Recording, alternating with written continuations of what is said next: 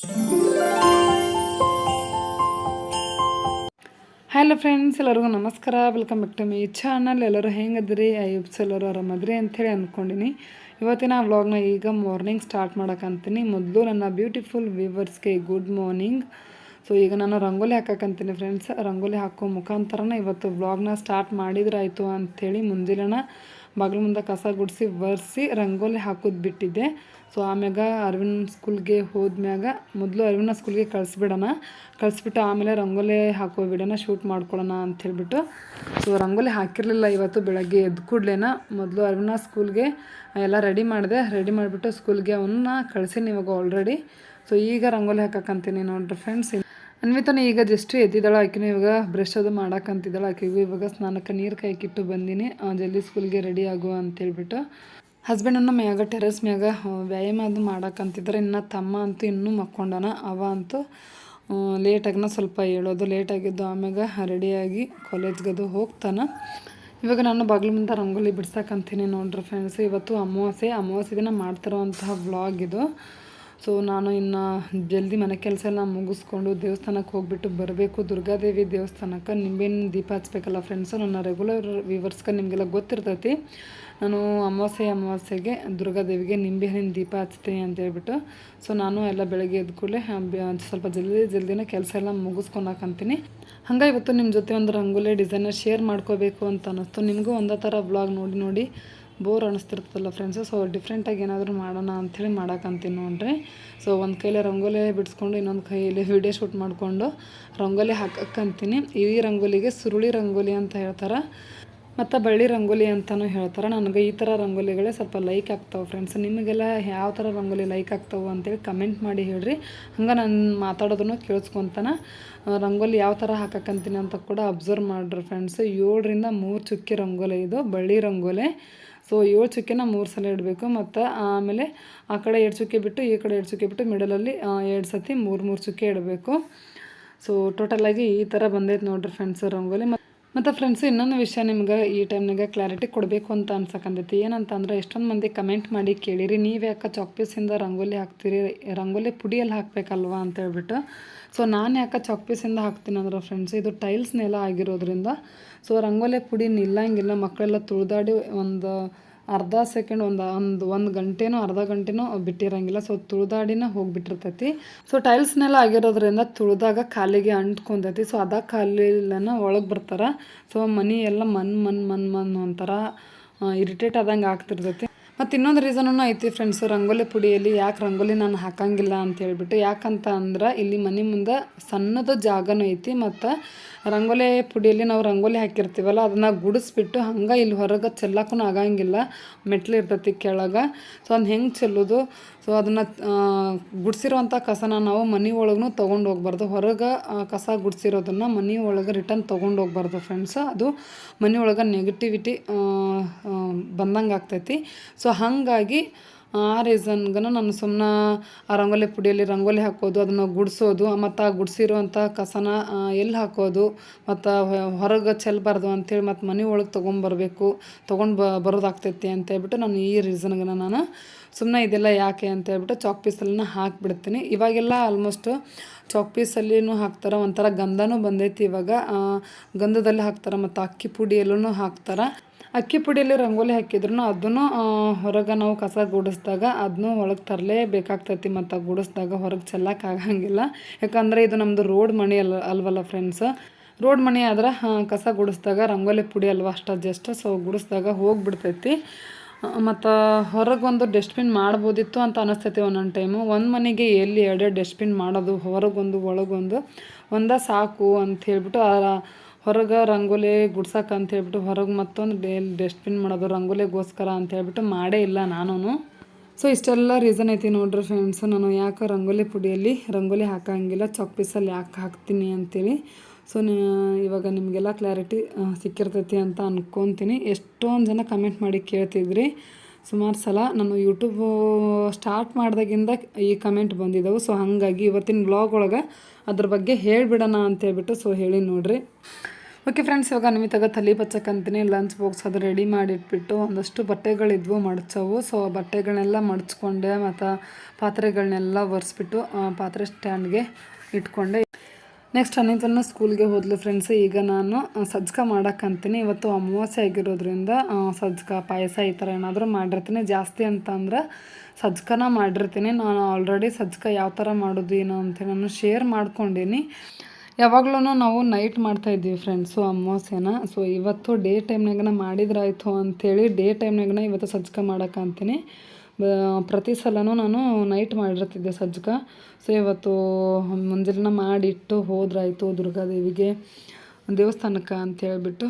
So ಇವಾಗ ಸಜ್ಕ ಮಾಡೋಕ್ಕೆ ಅಂಥೇಳಿ 1.5 ಲೀಟರಷ್ಟು ನೀರು ಹಾಕ್ಕೊಂಡೆ ಮತ್ತು ಒಂದು ಸ್ವಲ್ಪ ಬೆಲ್ಲನ ಹಾಕ್ಕೊಂಡಿನಿ ಫ್ರೆಂಡ್ಸು. ಆರ್ಗಾನಿಕ್ ಬೆಲ್ಲ ನಾವು ಯೂಸ್ ಮಾಡೋ ಅಂಥದ್ದು. ಜಾಸ್ತಿ ಯೆಲ್ಲೋ ಕಲರ್ ಏನಿರುತ್ತಲ್ಲ ಫ್ರೆಂಡ್ಸ್ ಬೆಲ್ಲ, ಸೊ ಆ ಬೆಲ್ಲನ ಯೂಸ್ ಮಾಡಬಾರ್ದು. ಆರ್ಗಾನಿಕ್ ಬೆಲ್ಲ ನಾವು ಸ್ವಲ್ಪ ಮೀಡಿಯಮ್ ಆರ್ಗಾನಿಕ್ ಬೆಲ್ಲನ ಯೂಸ್ ಮಾಡ್ತೀವಿ.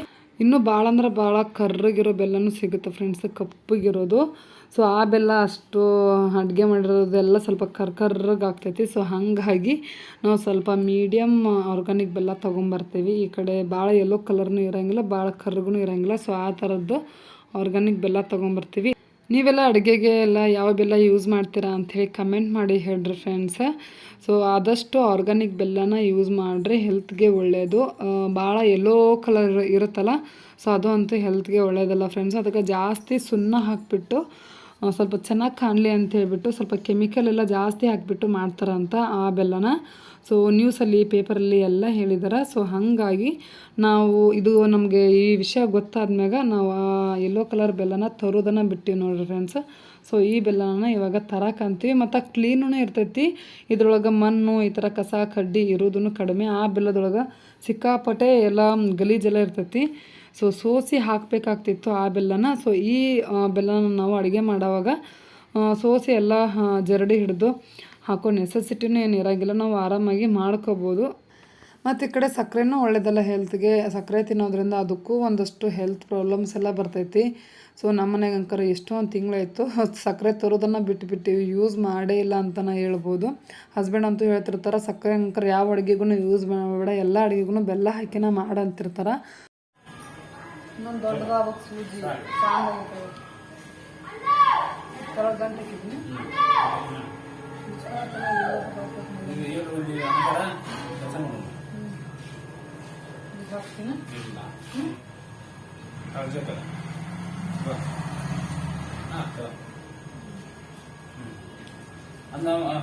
ಮಾಡಿ ಮತ್ತೆ ಅದಕ್ಕೆ ಇದಕ್ಕೆ ನೆಕ್ಸ್ಟ್ ಇದು ಕಟ್ ಹಾಕ್ಬೇಕಲ್ಲ ಸಿಂಗಲ್ ದಾರ ಎರಡೆಳೆ ಹಾಕ್ಬೇಕಿತ್ತು ದಾರ. ಈಗ ಹಿಂಗೆ ಕಾಣಿಸ್ಬೇಕು. ಒಂದು ಸೈಡ್ ಹಂಗೆ ಮಾಡಿದ್ರೆ ಒಂದು ಸೈಡ್ ಊಟ ಹುಳು ಎಣ್ಣೆ ಸ್ಟಾರ್ಟ್ ಒಮ್ಮೆ ಅದು ಒಮ್ಮೆ ಅದು ಒಂದು ಇದೆ ನಿಮ್ಮ ಗಾಡಿಗೆಲ್ಲ ಫುಲ್ ಇವತ್ತು ಜಾತ್ರೆ ಮಾಡ್ಬಿಡ್ತಾನ.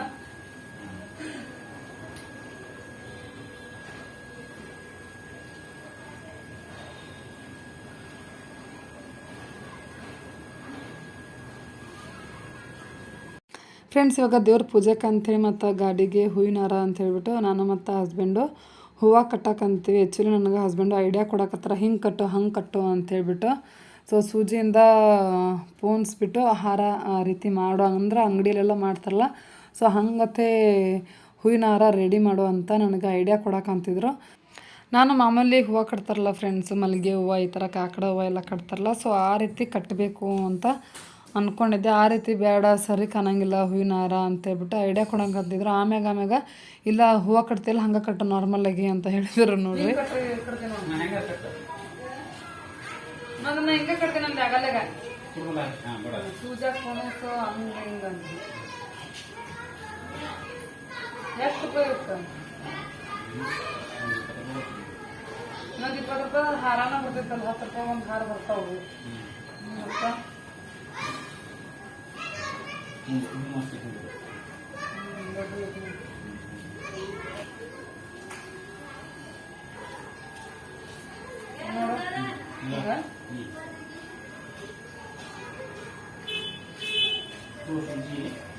ಸೂಜಿ ಮೆಟ್ಟಿಗಿಡುವಾಗ ಎಲ್ಲ ಸಾಂಗ್ ಐತದ.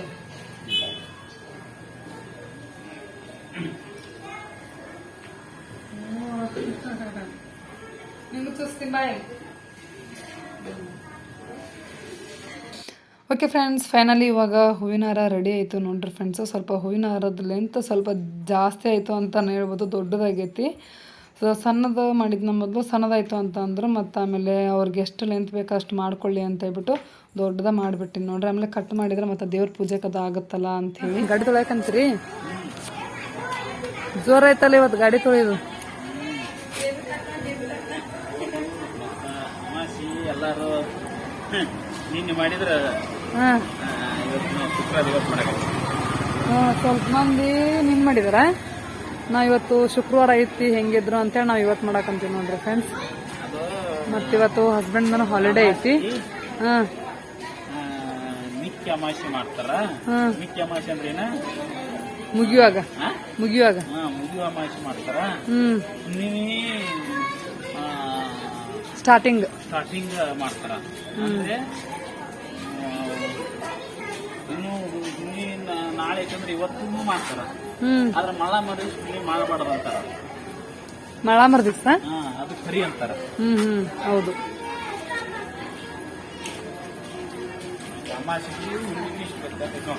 ಹೌದು, ಹುಣ್ಣಿ ಕೂಡುವಾಗ ಮಾಡಬೇಕು, ಅಮಾಸಿ ಮುಗಿಯುವಾಗ ಮಾಡಬೇಕು. ಇವತ್ತು ಭರ್ಜರಿಯಾಗಿ ಹಸ್ಬೆಂಡ್ ನೋಡ್ರಿ ಗಾಡಿ ತೊಳ್ಯಾಕಂತಾರ. ಫುಲ್ ಮಿಂಚಿಂಗ್ ಮಾಡ್ತಾರ ಅನ್ಸುತ್ತೆ ಇವತ್ತು ಗಾಡಿ. ಅಂದ್ರೆ ಯಾವಾಗ್ಲೂ ಅಮಾವಾಸ್ಯೆ ಇದ್ದಾಗ ಡ್ಯೂಟಿ ಇರ್ತಿತ್ತ. ಸೊ ಬರೀ ನೈಟ್ ಮಾಡ್ತಿದ್ವಿ ಅಮಾವಾಸ್ಯೆನ ನಾವು. ಇವತ್ತು ಡೇ ಟೈಮ್ನಾಗ ಮಾಡಕಂತೀವಿ ನೋಡ್ರಿ ಫ್ರೆಂಡ್ಸ್ ಅಮಾವಾಸ್ಯೆನ. ಈಗ ತಮ್ಮನ ಅಲ್ಲಿ ಪೂಜೆ ಮಾಡಕತ್ತಾನ. ನಾನು ಈಗ ಹೂವಿನ ಮಾಲಿ ರೆಡಿ ಮಾಡಿಬಿಟ್ಟು ಬಂದೆ. ಒಂದೊಂದು ಅಮಾವಾಸ್ಯೆ ಮಿಸ್ ಆಗಿರ್ತೈತಿ ಫ್ರೆಂಡ್ಸ್ ಗಾಡಿ ತೊಳೆದು. ನಾನಾ ನೆನಪು ಮಾಡ್ತಿರ್ತೀನಿ, ಗಾಡಿ ತೊಳಿರಿ ಇವತ್ತು ಅಮಾವಾಸ್ಯೆ, ಗಾಡಿ ತೊಳಿರಿ ಇವತ್ತು ಅಮಾವಾಸ್ಯೆ ಅಂತೇಳಿ. ಸೊ ಇವತ್ತು ರಜಾ ಇರೋದ್ರಿಂದ ಫುಲ್ ಎಲ್ಲ ಗಾಡಿ ತೊಳ್ಯಾಕಂತಾರ. ಫುಲ್ ನೋಡ್ತಾ ಇರ್ಬೋದು, ಜಾಕ ಮಾಡ್ಸಕತ್ತಾರ ಅದಕ್ಕೆ ಇವತ್ತು. ಬಡ ತೊಳಿರಿ ಗಾಡಿ. ಅಮಾವಾಸ್ಯೆಗೊಮ್ಮೆ ಜಾಕ ಮಾಡುದು. ಅದ ಮಾಡಿಸ್ರಿ ತಿಂಗಳಿಗೊಮ್ಮೆ ಜಾಕ ಗಾಡಿನ. ಓಕೆ ಫ್ರೆಂಡ್ಸ್, ಇವಾಗ ನೋಡ್ರಿ ನಾನು ಬ್ಲೌಸ್ ಸ್ಟಿಚ್ ಮಾಡಕ್ಕೆ ಅಂಥೇಳಿ ಬೆಳಗ್ಗೆನ ಕುಂತ್ಬಿಟ್ಟಿನಿ. ಬ್ಲೌಸ್ ಹೊಲ್ಯಾಕ ಅಂಥೇಳಿ. ಯಾಕಂತಂದ್ರೆ ಅರ್ಜೆಂಟ್ ಅದಾವು ಬ್ಲೌಸು. ಇವತ್ತು ಮತ್ತು ಹೊಲಿದ್ ಬಿಟ್ನಿ ಅಂತ ಅಂದ್ರೆ ನಾಳೆ ಒಂದೇ ದಿನ ನನಗೆ ಟೈಮ್ ಉಳಿತೈತಿ. ಒಂದೇ ದಿನದಾಗ 2 ಬ್ಲೌಸ್ ರೆಡಿ ಮಾಡೋದಕ್ಕೆ. ಸೊ ಆಗಂಗಿಲ್ಲ, ಬೆಳಗ್ಗೆನ ಕುತ್ಕೊಂಡ್ರೆ ಆಗ್ತೈತಿ. ಯಾಕೆ ಆಗಂಗಿಲ್ಲ? ಆಗ್ತೈತಿ. ಯಾಕಂದ್ರೆ ನಾನು ಈ ಕಡೆ ಯೂಟ್ಯೂಬ್ ಬ್ಲಾಗ್ ಅದು ಮಾಡಿಕೊಂಡು ಈ ಕಡೆ ಯೂಟ್ಯೂಬ್ಗೂ ವಿಡಿಯೋಸ್ ಹಾಕಬೇಕು. ಸೊ ಬೇರೆ ಎಲ್ಲ ನನ್ನ ಕೆಲಸಗಳು ಇರ್ತಾವಲ್ಲ ಫ್ರೆಂಡ್ಸು. ಸೊ ಅದನ್ನು ಮಾಡೋದು ಬಿಡಕ್ಕೆ ಬರೋಂಗಿಲ್ಲ. ಸೊ ಇದನ್ನು ಬಿಡಕ್ಕೆ ಬರೋಂಗಿಲ್ಲ.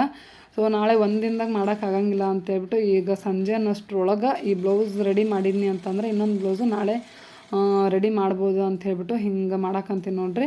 ಸೊ ಕೆಲಸ ಮಾಡ್ತಾನೆ ಸ್ವಲ್ಪನ ಸ್ಟಿಚ್ ಮಾಡ್ಕೊಂಡ್ರಾಯ್ತು ಅಂಥೇಳಿ ಇವಾಗ ಮಾಡಕ್ಕಂತೀನಿ. ಒಟ್ನಾಗಿ ಈ ಬ್ಲೌಸ್ ಸಂಜೆ ಅಷ್ಟೊತ್ತಿಗೆ ರೆಡಿ ಆಗಬೇಕು. ಆ್ಯಕ್ಚುಲಿ ಇವತ್ತು ಅಮಾವಾಸ್ಯೆ ದಿನ ನಾನು ಹೆಚ್ಚಾಗಿ ಹೊಲಿಯಂಗಿಲ್ಲ ನಾನು ಆದಷ್ಟು. ಸೊ ಅರ್ಜೆಂಟ್ ಅದಾವಲ್ಲ, ಅರ್ಜೆಂಟ್ ಇದ್ದಾಗ ಮಾತ್ರ ಹೊಲಿದಿರ್ತೀನಿ. ಬೆಳಗ್ಗೆಯಿಂದ ಸಂಜೆವರೆಗೂ ಹೊಲಿದ್ಬಿಟ್ಟು ಆಮೇಲೆ ಸಂಜೆ ಮ್ಯಾಗ ಪೂಜೆ ಮಾಡಿ ಬಿಟ್ಟಿರ್ತೀನಿ ನೋಡ್ರಿ ಫ್ರೆಂಡ್ಸು. ಸಂಜೆ ಮ್ಯಾಗ ಪೂಜೆ ಮಾಡಿದ್ಮ್ಯಾಗ ಮತ್ತು ಮಷಿನ್ ಯೂಸ್ ಮಾಡೋಂಗಿಲ್ಲ. ಓಕೆ ಫ್ರೆಂಡ್ಸ್, ಮಧ್ಯೆ ಕೆಲಸ ಮಾಡ್ತಾನೆ ಎಷ್ಟಾಗುತ್ತೋ ಅಷ್ಟು ಸ್ವಲ್ಪ ಗ್ಯಾಪ್ ಸಿಕ್ಕಾಗೆಲ್ಲ ಬ್ಲೌಸ್ ಅದು ಸ್ಟಿಚ್ ಮಾಡ್ಕೊಳಕ್ಕಂತೀನಿ. ಇವತ್ತು ಸಂಜೆ ಒಳಗೆ ಮುಗಿಸ್ಕೋಬೇಕಂತೇಳಿ ಈ ಕಡೆ ತಮ್ಮನ ನೋಡ್ರಿ ಇವಾಗ ಪೂಜೆ ಮಾಡಿ ಮುಗಿಸಿದ. ದೇವ್ರಿಗೆ ಅದು ಎಡೆ ಹಿಡಿಯಾಕಂತಾನ, ಧೂಪ ಹಾಕಕ್ಕಂತಾನ, ಕಾಯೋದು ಹೊಡಿತಾನ.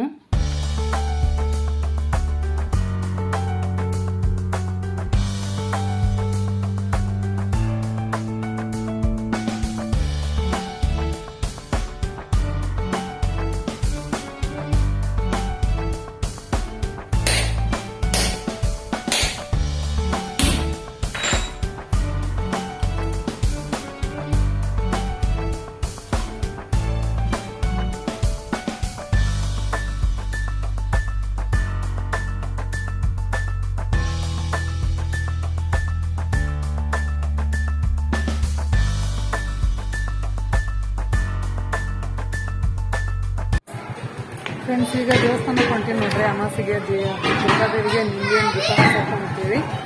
ನಾನು ಮತ್ತು ಹಸ್ಬೆಂಡ್ ಹೊಂಟೀವಿ. ಇವತ್ತು ಹೆಂಗಿದ್ರು ಮನೆಯಾಗ ಅದರಲ್ಲ, ಅದನ್ನು ಕರ್ಕೊಂಡು ಹೊಂಟೀನಿ ಫ್ರೆಂಡ್ಸ್. ಸೊ ಬರ್ರಿ ನಿಮ್ಮನ್ನು ಕರ್ಕೊಂಡು ಹೋಗ್ತೀನಿ.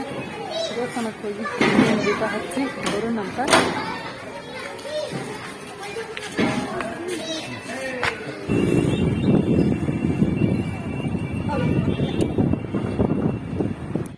ಓಕೆ ಫ್ರೆಂಡ್ಸ್, ಇವಾಗ ನೋಡ್ತಾ ಇರ್ಬೋದು ದುರ್ಗಾದೇವಿ ದೇವಸ್ಥಾನಕ್ಕೆ ಬಂದೀನಿ. ಸೊ ಇವಾಗ ನಾನು ಪೂಜೆ ಅದು ಸ್ಟಾರ್ಟ್ ಮಾಡ್ಕೊಂಡೀನಿ ಫ್ರೆಂಡ್ಸ್. ದೇವ್ರ ದರ್ಶನ ತೊಗೊಂಡು ನಿಂಬೆಹಣ್ಣಿಗೆಲ್ಲ ಆಶೀರ್ವಾದ ಮಾಡಿಸ್ಕೊಂಡು ಬಂದು ಇವಾಗ ನಿಂಬೆಹಣ್ಣದು ಕಟ್ ಮಾಡ್ಕೊಳಕ್ಕಂತೀನಿ. ಸ್ವಲ್ಪ ರಶ್ನು ಕಡಿಮೆ ಆಗೈತಿ. ಇವತ್ತು ಶುಕ್ರವಾರ ದಿನನ ಅಮಾವಾಸ್ಯೆ ಬಂದಿರೋದ್ರಿಂದ ಸಿಕ್ಕಾಪಟ್ಟೆ ರಶ್ ಇರ್ತೈತಿ. ಸೊ ಹಾಗಾಗಿ ಸ್ವಲ್ಪ ನಾನು ಲೇಟಾಗಿ ಬಂದಿರ್ತೀನಿ.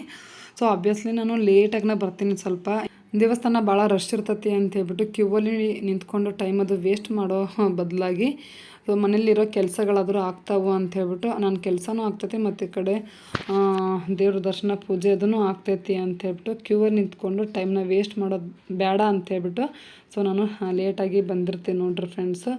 ಅದೇ ಶುಕ್ರವಾರ ಈ ಥರ ಮಂಗಳವಾರ ಅಮಾವಾಸ್ಯೆ ಬಂತು ಅಂತ ಅಂದ್ರೆ ದೇವಸ್ಥಾನದಲ್ಲಂತೂ ಕಾಲಿಡೋದಕ್ಕೆ ಜಾಗ ಇರೋಂಗಿಲ್ಲ. ಲೇಟಾಗಿ ಬಂದ್ರೂ ಎಷ್ಟು ಜನ ಇದ್ರು ಆದರೂ ಕ್ಯೂವಲ್ಲಿ ಒಂದು 5-10 ನಿಮಿಷ ನಿಂತ್ಕೊಳ್ಳೇಬೇಕಾಯ್ತು ನೋಡ್ರಿ ಫ್ರೆಂಡ್ಸ್. ಸೊ ಈ ರೀತಿ ಆಗ್ತೈತಿ. ಶುಕ್ರವಾರ ಮಂಗಳವಾರ ಅಮಾವಾಸ್ಯೆ ಬಂತು ಅಂತ ಅಂದ್ರೆ ಇವಾಗ ನಂದು ಪೂಜೆ ಎಲ್ಲ ಆಯಿತು. ದುರ್ಗಾದೇವಿಗೆ ಆರತಿ ಅದು ಬೆಳಗ್ಬಿಟ್ಟು ಬಂದೆ. ಇನ್ನೇನು ಮನೆಗೆ ಹೋಗಬೇಕು ಅನ್ನೋಷ್ಟೊಳಗೆ ಸಣ್ಣಗೆ ಹನಿ ಉದುರ್ತು ಫ್ರೆಂಡ್ಸ್. ಮತ್ತೊಂದು 5-10 ನಿಮಿಷ ವೇಟ್ ಮಾಡಿದೆ ನೋಡ್ರಿ. ಬಂದು ಸ್ಕೂಲಿಂದ ಯಾವಾಗ ಬಂದು ಹಾಂ ಬಾ ಹೋಗದೆ ನೋಡು ಅಲ್ಲಿ ನನಗೆ ಕಾಣಕಂದೈತಿ ನೋಡ್ರಿ ಫ್ರೆಂಡ್ಸ್. ಏರೋಪ್ಲೇನ್ ಹೊಂಟೈತಿ. ಭಾಳ ಇಟ್ಟು ಸಣ್ಣ ಕಾಣಕತ್ತವ್ರ ಮಕ್ಕಳು ಎಲ್ಲ ಟೆರಸ್ ಮ್ಯಾಗ ಟೆರಸ್ ಮ್ಯಾಗ ಊಟ ಮಾಡಕತ್ತಾರ ನೋಡ್ರಿ. ಟೆರಸ್ ಮ್ಯಾಗ ಹೋಗೋಣ ಅಂತ ಅಂದ್ರೆ ಅರ್ವಿನ ಇನ್ನೂ ಊಟ ಮುಗಿಸಿಲ್ಲ ನೀನು. ಜಲ್ದಿ ಒಂದು ರೆಡಿ ಆಗಿ ಟ್ಯೂಷನ್ ಮಾಡ್ರಿ. ಓಕೆ ಫ್ರೆಂಡ್ಸ್, ಮಕ್ಕಳು ಊಟ ಮಾಡಿಕೊಂಡು ಟ್ಯೂಷನ್ಗೆ ಹೋದರು. ಅವ್ರು ಹೋದ್ಮ್ಯಾಗ ನಾನು ಬ್ಲೌಸ್ ಸ್ಟಿಚ್ ಮಾಡೋಕೆ ಕೂತ್ಕೊಂಡೆ. ಅರ್ಧಂಬರ್ಧ ಮಾಡಿದ್ನಲ್ವ, ಸೊ ಪೂರ್ತಿ ಮಾಡಿ ಮುಗ್ಸೋಣ ಅಂಥೇಳಿ ಕೂತ್ಕೊಂಡೆ. ಮತ್ತು ಅಷ್ಟರೊಳಗೆ ನಮ್ಮ ತಂಗಿನೂ ಕಾಲ್ ಮಾಡಿದ್ಲು. ಸೊ ನಮ್ಮ ತಂಗಿ ಜೊತೆ ಮಾತಾಡ್ಕೊಂತ ಈ ಬ್ಲೌಸ್ ಸ್ಟಿಚ್ ಮಾಡೋದು ಮುಗೀತು ನೋಡ್ರಿ ಫ್ರೆಂಡ್ಸ್.